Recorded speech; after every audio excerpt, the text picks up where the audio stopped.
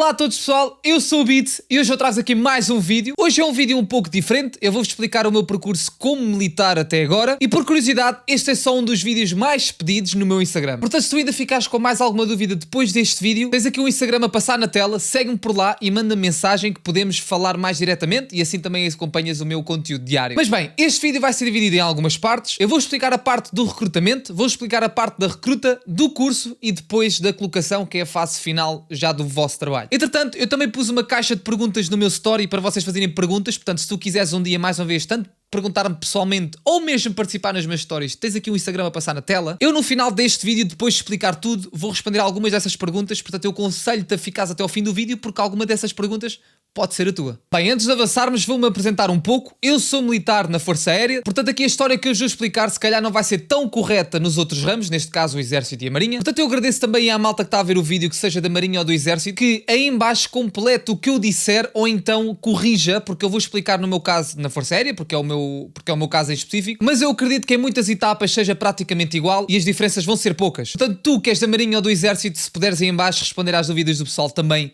eu agradecia para também ficar a saber. Bem, vamos lá à primeira etapa, recrutamento.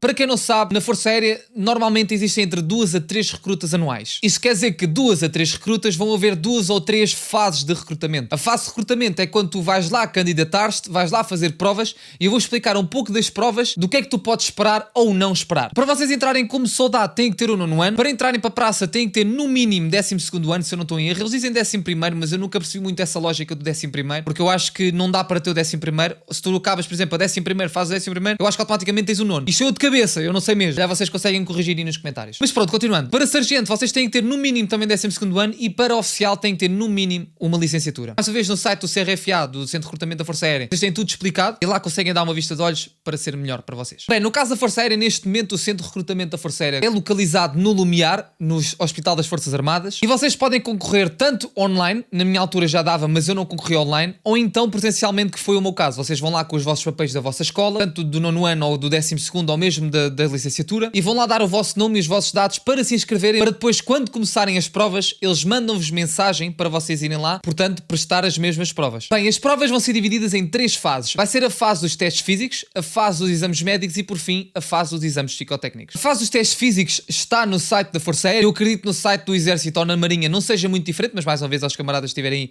aí, se puderem completar ou mesmo dizer qual é que é a diferença para o pessoal que tiver dúvida, tenham os comentários à vontade. Eu vou olhar aqui para o telemóvel para dar-vos com toda a certeza quais é que são os testes neste momento na Força Aérea. Pessoal do sexo masculino, para ter 20 valores, vocês têm que fazer 43 flexões, 53 abdominais em 1 minuto e fazer a corrida de 2400 metros em 9 minutos e 30. Para os membros do sexo feminino, têm que fazer, para ter 20 valores, 33 flexões, 50 abdominais em 1 minuto e corrida de 2400 metros em 11 minutos. Isto para terem 20 valores. Depois, na minha altura, eu não sei como é que funciona agora, mas na minha altura eu tinha que subir acima de um porting de 5 metros e andar de um lado ao outro, aquilo não era muito. Também tinha que saltar uma vala de 3 metros. Em relação aos membros do sexo feminino, têm que saltar uma vala que está ao lado, que é de 2 metros e 20. E eu tinha que saltar também um muro de 90 cm, enquanto as mulheres têm que saltar o mesmo muro ao lado de 70 cm. Esta é a fase inicial. A partir daqui, se tu passares esta fase, tudo bem, passas para a fase dos exames médicos. Em relação a quem chumbar, fica de fora e pode concorrer para o ano a seguir, se eu não estou em erro, mas eles lá conseguem-vos ajudar melhor. Pronto, passada a fase dos testes físicos, o que é que acontece? Exames médicos. Vocês são passados por alguns exames, tal como o eletrocardiograma, por urinar para o copo, também tiram sangue, etc. São alguns exames que eu aqui não tenho à mão, mas vocês basicamente ficam mais ou menos uma manhã. Para quem é de longe, já tem que ficar 3 dias ou 2 dias na unidade, eles dão-vos quartos e também alimentação. Vocês então vão fazer os exames médicos, onde vocês vão passar por várias etapas e se estiver tudo bem com vocês, seja a nível de saúde, se não tiverem,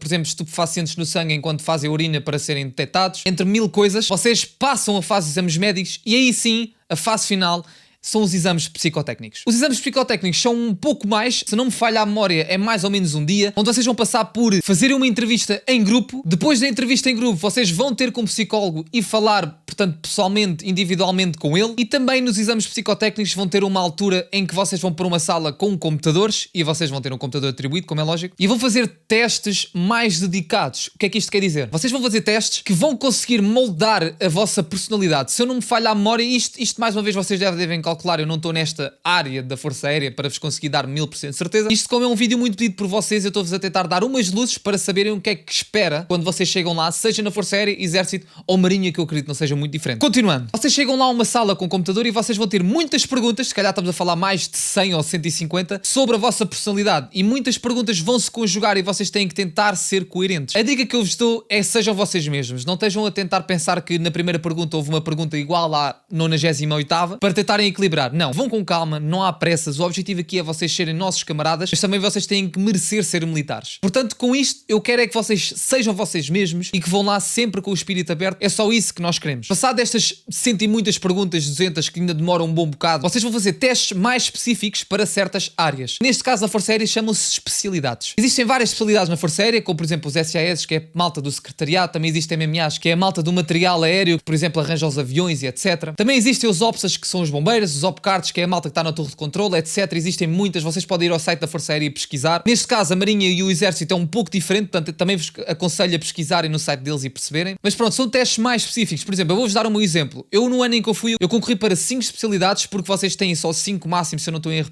para concorrerem. E aquilo depois é por ordem, ou seja, vamos imaginar, eu não entro na primeira, aquilo vai por ordem. Eu em primeiro meti as especialidades que sou, mas depois para o fim eu escolhi MMA, MMT. Isso é o quê? É mecânico de material aéreo e mecânico de material terrestre. É a malta dos aviões e a malta que trabalha mais nas oficinas e nos próprios carros. Como é lógico que eu não percebo nada, houveram testes mais específicos nessa área que iam buscar muito física, iam buscar, por exemplo, se eu tirar a roda na A, o que é que acontece aqui no fundo? Qual é que cai? O 1, o 2 ou o 3? Epá, eu sou o 0 à esquerda, o que é que acontece? Depois de fazer os testes, eu fui falar com o psicólogo e o próprio psicólogo disse-me que realmente os testes nesse nível, nessa especialidade de algo mais físico, não era incrivelmente bom, mas era bom em outras coisas. Por exemplo, talvez na parte operacional, na parte administrativa, eu era muito bom. Portanto, ele recomendou-me a não querer entrar para aí, porque depois, eu já vos falo disso, vocês vão ter um curso cerca de 1 ano e qualquer coisa. Eu, sendo sargento na Força Aérea, tive um pouco mais do que os praças têm. Vocês vão ter 1 ano e tal a estudar especificamente para aquilo. Portanto, vamos imaginar, eu entrava em MMA, sendo que eu não consigo perceber nada ou pouco sobre aquilo, eu iria estar 1 ano a patinar, provavelmente iria chumbar e não conseguiria ser militar naquele ano, tinha que concorrer novamente. Mas pronto, vocês fazem vários testes específicos, também fazem teste de inglês. Na minha altura não fazia o speaking, só fazia o listening. Basicamente eles estavam a explicar algumas coisas e nós tínhamos que pôr. E a percentagem de inglês é importante para outras especialidades, mas mais uma vez eles explicam-vos lá tudo com calma, numa sala. Não é preciso irem lá a medo. Enfim, depois desses dias todos que nós lá estamos a fazer os testes, seja os físicos, os exames médicos e os exames psicotécnicos, nós vamos pôr uma sala com o nosso grupo, que é uma espécie de turma, e cada um vai 1 a 1 sendo chamado a ter com o psicólogo, a dizer se passaram ou se não passaram, e a que especialidade ou a que especialidade é que não passaram. Pois aí vão sendo eliminados mais alguns, esperemos que não seja o teu caso, não é? E nós vamos falar no fim, para eles nos dizerem qual é que são as notas do curso, e para esperarmos então uma mensagem, seja a dizer que não entramos, ou seja a dizer que entramos, passado uns meses ou pouco tempo, depende da altura em que vocês forem concorrer, para a famosa recruta.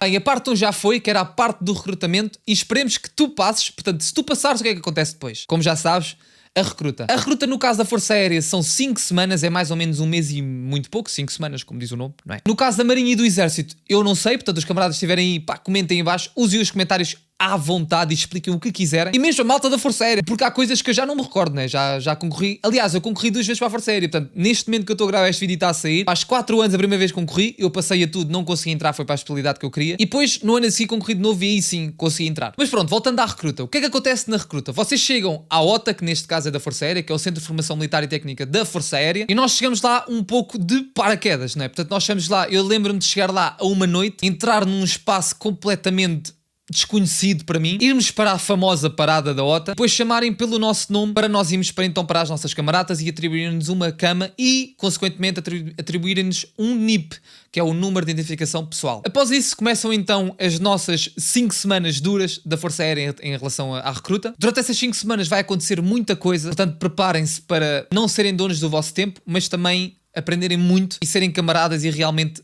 aproveitarem, porque o objetivo da recruta também é nós aproveitarmos e conhecermos pessoas e realmente melhorarmos enquanto ser humano também. O que acontece na recruta assim de cabeça, também não vos vou dizer tudo para não perder a piada. Basicamente temos muita parte técnica, também temos que estudar sobre as armas, sobre os grupos das armas, sobre as munições, também temos que estudar sobre orientação no mato, por exemplo. Temos também caminhadas com equipamento, também temos uma parte componente de tiro e mais uma vez temos muito exercício físico, não sei se já disse. Agora, pequenos conselhos que eu vos posso dar para levarem para a recruta. Mais uma vez, na fase do recrutamento, eles vão-vos dar dicas do que é que vocês devem levar para a recruta, mas dicas que eu acho que vão sobrepor ou vão acrescentar ao que eles dão é, por exemplo, levarem meias grossas para as botas. Porque as meias que eles dão são muito finas. Eu realmente não usei, mas eu tinha camaradas meus que ficavam com os pés todos feridos, e eu levei meias mais grossas que realmente até hoje me ajudam quando uso o camuflado. Então uma dica que eu vos dou é: usem meias grossas, levem uma boa lâmina para fazer a barba, no caso o sexo masculino, porque vocês durante a recruta vão fazer a barba todos os dias. Eu, por exemplo, tinha a cara muito frágil e ainda tenho a cara frágil para estar sempre a fazer a barba, ficava todo arrebentado e cheio de borbulha, portanto levem lâminas realmente boas, levem também uma espuma ou um creme também bom para pôr na cara, porque aquilo vai realmente rebentar a cara. Também levem medicamentos e, por exemplo, Voltaren no caso, porque vocês podem ter alguma dor, por exemplo, vão correr e pá, têm uma situação qualquer no músculo, aquilo vai-vos ajudar e muito. Portanto, não tenham medo de levar medicação, não tenham medo de levar coisas que vos ajudem realmente se precisarem. E outra dica é que levem alguma coisa para comerem, tá bem? Eu lembro-me que levei a minha proteína e também levei umas barrinhas de proteína que me ajudavam muito naqueles intervalos que nós tínhamos que ir, por exemplo, do almoço, tínhamos 5 minutos para ir à camarata. Eu lembro-me de comer uma barrita, à noite antes de dormir bebi um batido de proteína, isto porque vai-vos ajudar, porque de vez em quando vocês vão à camarata, têm a fome ou têm a sede, e pá, têm sempre ali uma coisinha mais rápida para vocês comerem e que realmente ajude.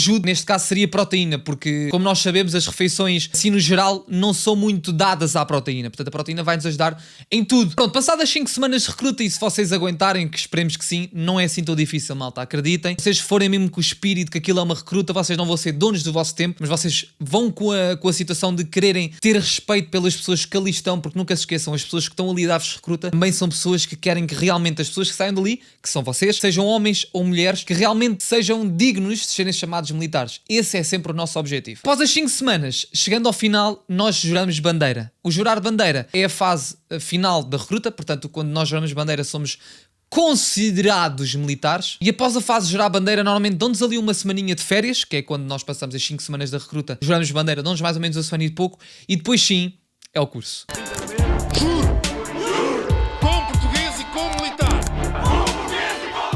Bem, agora vamos falar um pouco mais no meu caso, no caso de sargento da Força Aérea, porque é o que eu sei em relação às praças, sei mais ou menos. O meu curso durou cerca de 1 ano e meio. Foi 1 ano e meio de muito estudo, foi 1 ano e meio de muitas marchas, foi 1 ano e meio também de stresses, mas é normal. Que é 1 ano e meio que eles estão a formar, no meu caso foi sargentos, mas também estão a formar novamente militares, porque vocês têm que ter a consciência que em 5 semanas, terem recruta, não são incrivelmente militares. Vocês têm que ganhar os hábitos, vocês têm que ganhar a disciplina, vocês têm que ganhar mais calo, vá nos dedos sobre o que é a tropa, e aquele curso vai-vos ajudar. Vocês têm que estar um pouco habituados, e recomendo-vos também no centro de recrutamento a perguntar quais é que são as disciplinas da vossa especialidade que vocês querem, porque existem muitas disciplinas. Eu, por exemplo, na parte de administração e de gestão de recursos humanos, por exemplo, tive contabilidade, tive muito direito, tive, etc. Não é difícil, mas também tem que haver estudo, é só isso que eu quero que vocês saibam. Mas pronto, é 1 ano e meio complicado, 1 ano e meio que realmente, é preciso estofo, mas já passou e eu quero que vocês saibam isso. Aquele ano e meio, ou se vocês forem em praças, acho que é um pouco menos, é cerca de 8 meses, 9 meses, acabará por passar. É isso que eu quero que vocês metam na cabeça. Foi duro, foi fazer aquelas viagens todos os dias, porque para quem não sabe, eu sou de Lisboa e aquilo é na OTA, é mais ou menos 70 km da minha casa. Todas as sextas-feiras, quando não me portava mal, que havia de vez em quando alturas em que a minha turma, ou fins, onde nós todos fazíamos alguma cagada, ficámos lá de fim de semana, mas fora isso, nós vinhamos a casa e ao domingo tínhamos que ir. Era um pouco duro, sim, no fim vai sempre valer a pena. Esse ano e meio incluiu o quê? Em relação aos sargentos, incluiu 1 ano de estudos e cerca de meio ano de estágio. No caso, o estágio passei no Estado-Maior da Força Aérea e também fui um pouco ao centro de recrutamento,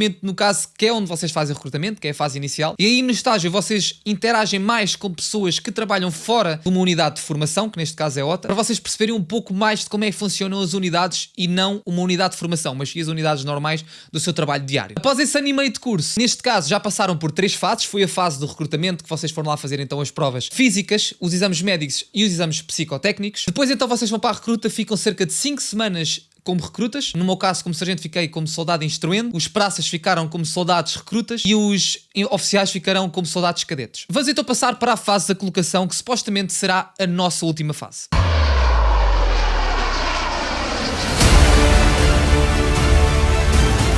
A fase de colocação será então no final da terceira parte, que será a parte do curso. Vocês no final vão ter uma nota atribuída. Lembra-se de dizer que vocês têm que estudar e terem disciplinas e etc. No final vai dar uma média e essa média vai conjugar que é o mais antigo, ou seja, o primeiro a escolher, e o mais moderno, ou seja, o último a escolher. A escolher o quê, Bitzão? As unidades que precisam de pessoal. Mas acho que não precisava dizer, mas como é lógico, quem fica em primeiro, ou seja, quem tem melhor notas, pode realmente escolher para onde quer ir, e quem fica em último, fica com o resto. É um pouco assim, acho que era um bocado lógico. Depois do final da terceira parte, que é a fase do curso, vocês escolhem para onde vão, e quando entram na fase da colocação, aí sim vocês vão para a vossa unidade, vocês têm a introdução com o pessoal, vocês conhecem as pessoas, têm uma introdução no trabalho, e é-vos atribuído um trabalho, ou seja, neste caso, não é trabalho, é uma função. E depois, a partir daí, será uma vida normal. Vocês têm serviços 24 horas, também têm o trabalho típico das 9 às 5, por exemplo, também existem especialidades que não têm das 9 às 5, por exemplo, existem especialidades que têm turnos. Vou-vos dar o exemplo da malta do torre de controle, que, por exemplo, tem dias que trabalha, depois tem outros dias que não trabalha, depois tem dias que trabalha, pá, isto é muito de cabeça, mas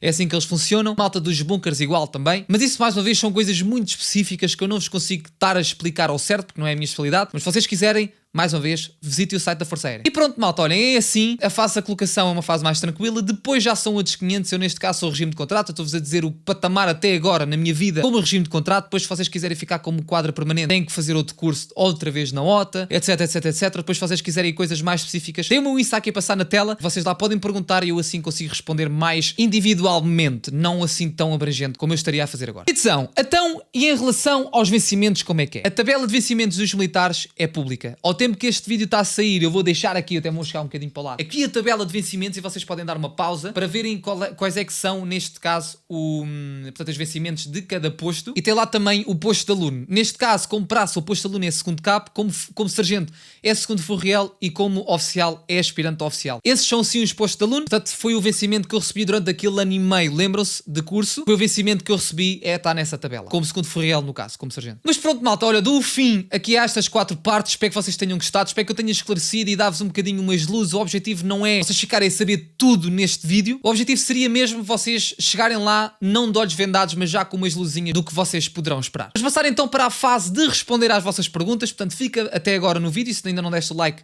já sabes, ajuda este vídeo com o like e segue-me no Instagram. Mais uma vez, eu sei que sou chato, mas estou sempre por lá e é fixe ter-vos do meu lado. Temos aqui a pergunta do Cruzão, que é mais ou menos quanto tempo se demora de praça até um oficial? E a diferença salarial é muito alta? Esta é uma pergunta que eu acho realmente que vocês não têm muita noção, eu vou explicar. Vocês podem entrar sim como praça, mas por exemplo, não é como os filmes que vocês ficam 10 anos como praça e passam para sargento e 20 anos e passam para oficial. Não, são categorias. Ou seja, neste caso eu entrei como sargento, eu não passei por praça, por exemplo. Se eu quiser ir para oficial, tenho que estudar, ou seja, tenho que fazer uma espécie de curso no outro lado que não é a OTA, mas sim a academia, para ir para oficial. Portanto, tenho que estudar de novo. Praça, se quiser ir para sargento, tem que só ir para os quadros permanentes e tem que estudar de novo para tirar o mesmo curso que eu tirei. No meu caso, igual, se eu quiser ficar nos quadros permanentes como sargento, tenho que estudar novamente. Mas pronto, espero que consiga esclarecer esta parte do tempo de praça até oficial. Isso não existe bem. Nós temos que estudar e aí sim conseguimos subir de patamar. Existem sim, temos mínimos. Por exemplo, para conseguir concorrer para sargento dos quadros permanentes ou mesmo para oficial, se quiser, tem que ter no mínimo 3 anos de casa. Paula Fialho Bento pergunta qual é a melhor fase. A fase que eu mais gostei, honestamente, foi a recruta, porque foi a fase...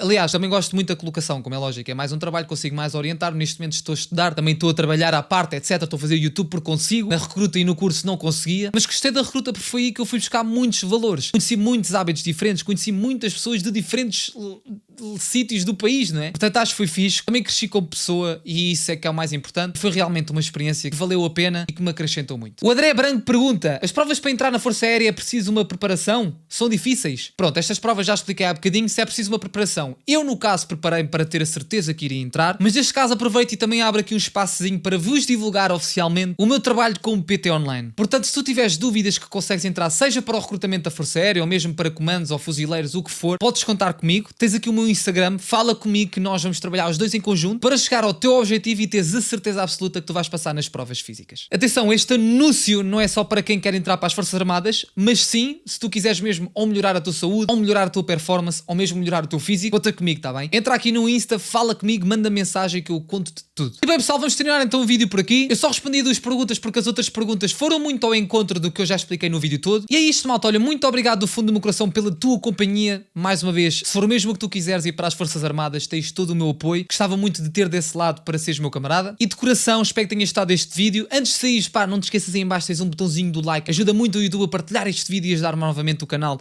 a chegar mais ou menos ao patamar onde estávamos, que é o meu objetivo agora. É isso, conto contigo. Mais uma vez, tens aqui o Instagram na tela e também o meu TikTok. Um grande abraço, até à próxima e mais uma vez boa sorte. Tchau!